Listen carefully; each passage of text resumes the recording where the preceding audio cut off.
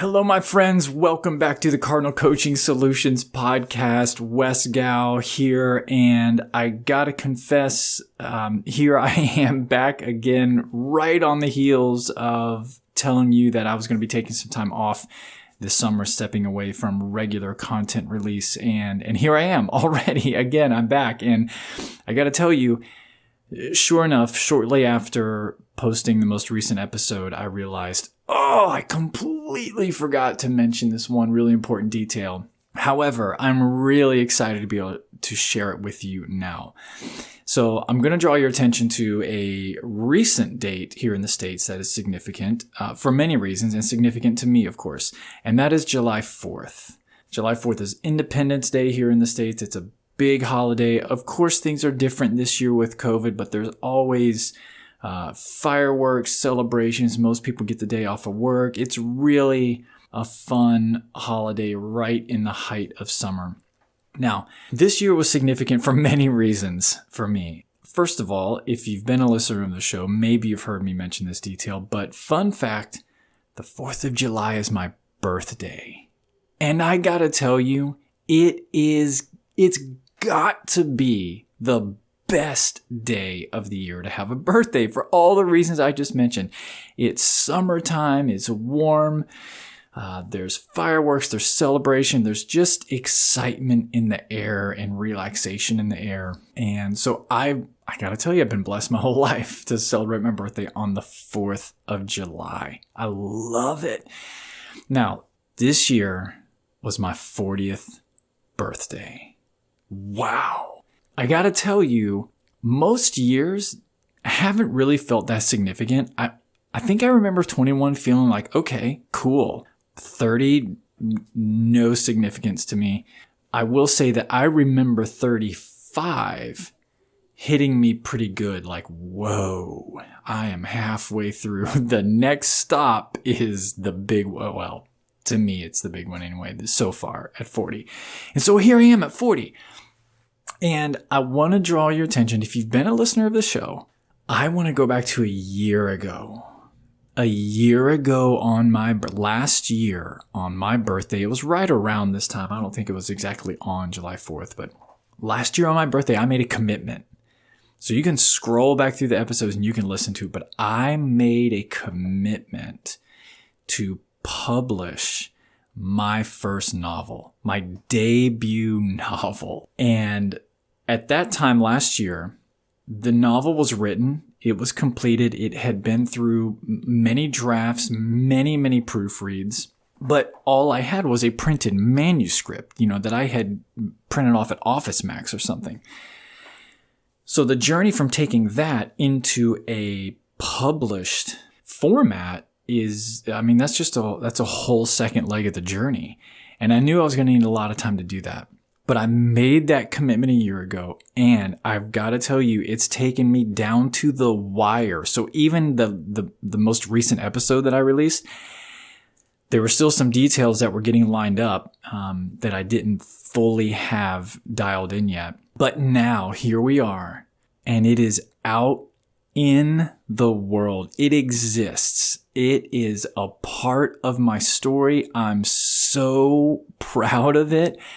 The journey over the last year of getting the artwork right, getting a website up and running, shooting some video for it, journeying through the self-publishing process through Amazon and just all of the different places that I had to step into that I'd never been before and had to figure them out and learn. I am so grateful for this last year, and I'm so proud of this book. So I'm going to include a link to the show notes, to the website of the book where you can hear more about the story, where it came from. I'll share a little bit of it here, of course. But there's a couple things I want to share here. Boy, there's so many things. First of all, if you're a listener and you're at all interested in publishing and self-publishing, I would love to talk with you about that. Shoot me an email. I'll share with you all that I've learned and kind of why I went that route. Wes, W-E-S, at cardinalcoachingsolutions.com.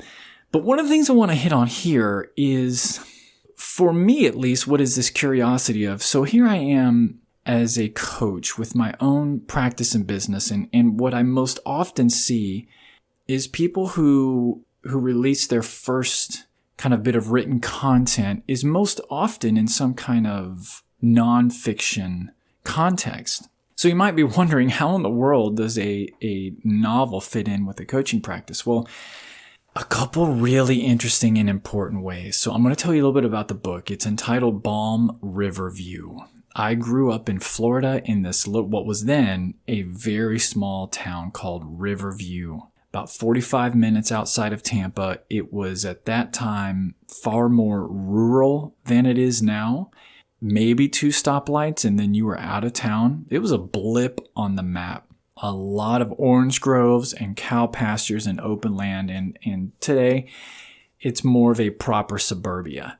A lot of those pastures and groves have been cleared. And actually I worked summer jobs clearing them.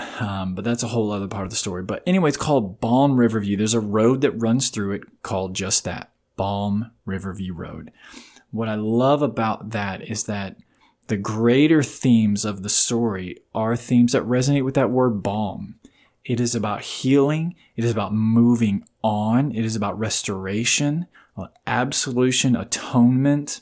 All of those are kind of the greater themes in the book. And yet, everything that I just said is also juxtaposed against kind of a classic creature feature type thriller bit of fiction. And that's the kind of stuff that I'm drawn to. So, for example, something like recently, the Netflix series on Stranger Things, I love that kind of fiction. And what I love about it is that the characters in those stories are pitted against the furthest boundaries and limits of everything they have ever known and believed.